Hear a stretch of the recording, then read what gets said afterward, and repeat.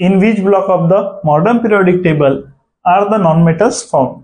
So modern periodic table मध्ये 4 blocks असतात. S block, त्यानंतर असेल इकडे डी ब्लॉक, इकडे असेल पी ब्लॉक आणि सर्वात खाली असेल एफ ब्लॉक. एस ब्लॉक मध्ये सर्व असतील मेटल्स, बरोबर. यांना आपण alkali metals and alkali earth metals पण म्हणतो.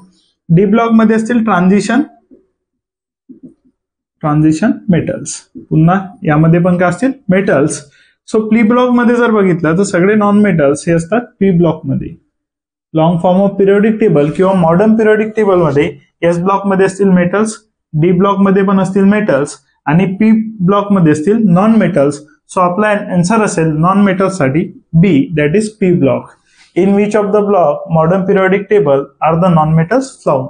सो नॉन मेटल्स फाउंड होतील पी ब्लॉक मध्ये इन मॉडर्न पिरियडिक टेबल.